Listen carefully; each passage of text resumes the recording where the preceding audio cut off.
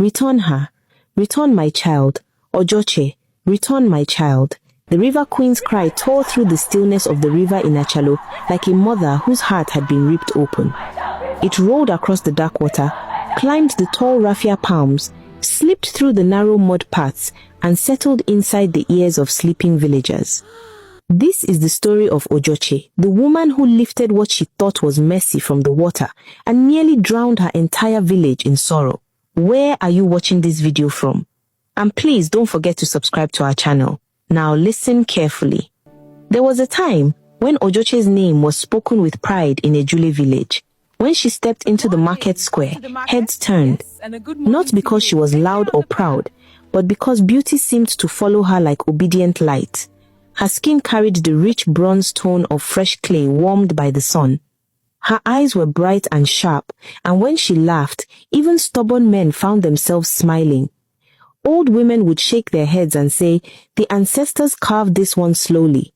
When Okuta, the first son of the village head's younger brother, came with kola nuts, palm wine, dried fish, and wrappers to ask for her hand, the entire compound erupted in celebration.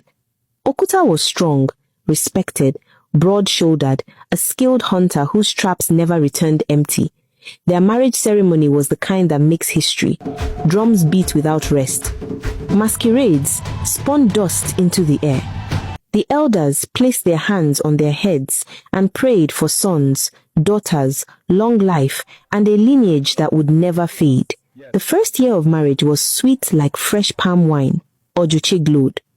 She woke before dawn, cooked with joy, followed her husband to the farm, and returned at dusk, laughing beside him. Then, the second year passed, then the third, then the fourth, and her womb remained silent. At first, Okuta spoke gently. "It will come," he would say, touching her shoulder at night. "It is only God that gives children, and our time will come. Do not let your heart worry." By the third year, he stopped saying it. Silence inside a man is louder than anger.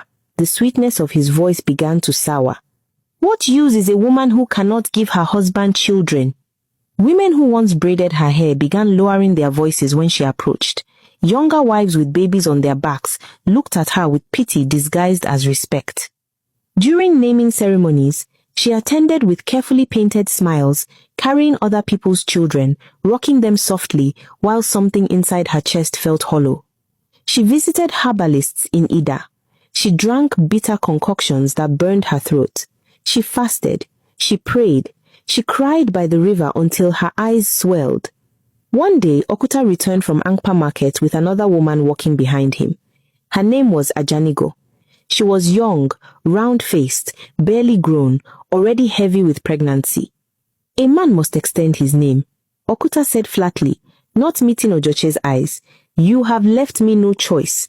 Ojoche did not shout. She did not fight. Igala women know how to swallow pain without choking on it.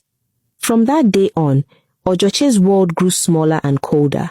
She watched from her doorway as the new wife bloomed like a flower, her belly growing round with life, her laughter filling the air, her arms cradling son after son, daughter after daughter.